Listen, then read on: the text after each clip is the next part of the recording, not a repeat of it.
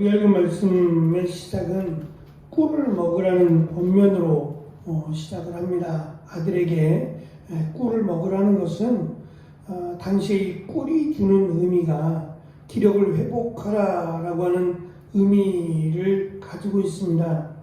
왜냐하면 앞에서 낙심할 만한 일 또는 어려운 일이 당할 때 포기하지 말 것을 또 설명을 해왔고 16절에도 의인은 7번 넘어질지라도 다시 일어날 것을 말하고 있기 때문에 꿀을 먹으라는 것은 비록 지금 힘들고 어렵고 혼란 가운데 있을지라도 이 꿀이라고 하는 것을 먹고 기력을 회복하라는 얘기입니다. 포기하지 말고 절망하지 말라라고 하는 의미로 시작을 합니다. 흥미로운 점은 1절에서 아들에게 악인과 함께 하지 말라, 함께 있지 말라고 권면한 것과는 정반대로 15절에서는 악한 자에게 말합니다. 의인의 집을 엿보지 말라고 경고합니다. 악인이 의인의 집을 엿보는 이유가 있는데 그 다음 절에 있는 것처럼 의인은 7번 넘어질지라도 다시 일어나지만 악인은 재앙으로 말미암아 엎드려지기 때문이라고 설명을 합니다. 다시 말하면 하나님께서 그들을 돕지 않으실 뿐만 아니라 그들을 멸망의 길로 또 그들을 심판하실 것이기 때문에 악인과 함께하지 말라는 거죠. 어려운 점은 이 악인 또는 미련한 자가 속이려고 할 때입니다. 보통 우리가 흔히 사기라고 하는 말을 쓰는데요. 이 사기꾼들이 참 지혜롭고 교묘하게 그 약점을 파고들어서 그 사람의 마음을 빼앗아간다는 점이에요. 대부분은 넉넉하고 여유 있는 사람이 사기를 당하는 게 아니라 절박한 사람 또는 누군가의 도움이 필요한 사람이 사기를 당하기가 쉽다라는 점이에요. 그러니까 그것을 이용해서 사기를 칩니다. 최근에 이 보이스피싱이나 스팸 문자들을 보면 참 이들이 연구를 많이 한다라는 생각이 들어요. 최근에 이제 자주 등장하는 스팸 문자가 신한은행으로 이제 국제 발신이라고 뜨는데 신한은행으로 얼마가 결제됐다는 거예요.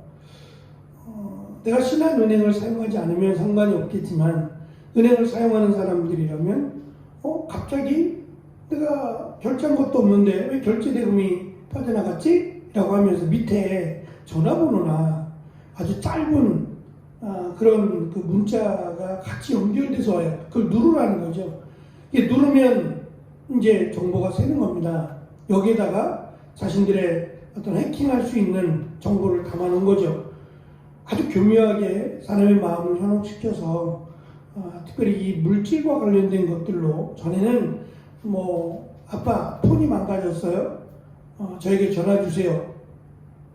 대부분의 사람들이 아이들이 급하니까 이런 문자를 보냈겠지. 친구 전화번호로 지금 폰이 망가져서 친구 전화로 문자를 보내요 라는 식으로 해서 그 번호를 누르게끔 아니면 통화를 유도해서 입금을 하게 만드는 방법이에요. 이게 정상적일 때, 보통일 때는 속아 넘어가지 않는데 경험이 없을 때 나도 모르게 은행으로 달려가는 이런 어처구니 없는 일들을 계획하죠. 중요한 것은 지금 솔로몬이 이 악인 또는 미련한 자들이라고 소개하는 그들의 정체를 말하고 싶어 한다는 겁니다. 또 한 가지는 원수 또는 악인이 넘어질 때에 기뻐하지 말라고 말하는데 그것은 그들이 멸망하거나 망하거나 또는 넘어지게 되는 것이 그들의 어떤 그 부족으로 인해서 넘어지거나 또는 나의 공로로 인해서 넘어지는 게 아니라 하나님이 그들을 공의로우신 하나님이 심판하시기 때문에 그들의 계획을 막으시기 때문에 그들이 넘어지는 거라는 점입니다. 그래서 나도 공의로우신 하나님 앞에서 넘어질 수 있기 때문에 그들의 넘어짐을 기뻐하지 말라라고 강조합니다. 19절은 1절에서 악인의 형통함을 부러워하지 말라고 경고한 것을 다시 한번 강조합니다. 악인은 머지않아 망하고 미래가 없고 등불이 꺼진다는 곧 죽을 것임을 강조하고 있기 때문입니다. 마지막으로 솔로몬은 하늘의 권세를 가지신 하나님과 세상의 권세를 가진 왕을 경외하라고 강조합니다. 물론 하나님이야 당연히 경외해야 될 분이고, 왕이 하나님을 믿고 하나님을 신뢰한다면, 그리고 하나님을 경외한다면, 하나님이 그 왕을 세웠다면 왕도 경외하라고 설명을 합니다. 특별히 이 반역자들에 대해서 설명을 합니다. 이 반역자 또는 21절에 있는 것처럼 반역자로 더불어 사귀지 말라고 하는 것은, 이 반역이라고 하는 단어가 주는 의미처럼 정권에 불만을 품고 정권을 바꿔보려고 하는 자들을 상징하는 것으로, 하나님은 그들을 또 다른 반역으로 그들을 멸하실 것이기 때문에 이 반역을 꾀하는 자들과 사귀거나 함께하게 되면 그 반역이 들통났을 때에 왕이 그 반역자만을 처벌하지 않는다는 거죠. 그 반역에 동참하지 않았어도 그와 친분이 있거나 함께 뜻을 가지고 있었다면 그것만으로도 그는 멸망을 당하게 될 것이기 때문에 자기도 모르는 사이에 죽임을 당할 수 있어서 그들과 함께하지 말라는 겁니다. 특별히 이 정치를 하는 사람들의 대부분의 특징 가운데 하나가 진실성이 없다는 거예요. 참 아이러니한 일입니다. 정치라고 하는 것은 바를 정자를 쓰거든요. 그러면 바르게 공의롭게 해야 되는 첫 번째가 정치입니다.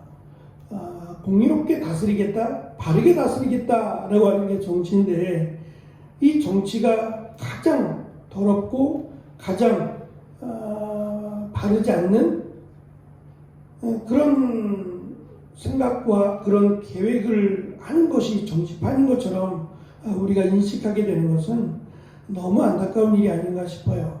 정말 정치하는 사람들이 바르게, 무엇보다 정직하게 정치할 수 있도록 기도해야 될 것이고, 그렇게 바르지 않는, 옳지 않은 정치에 참여하는 게 옳은 것인가? 라고 하는 것에 대해서 좀 고민을 해봤으면 좋겠다라는 생각이 듭니다.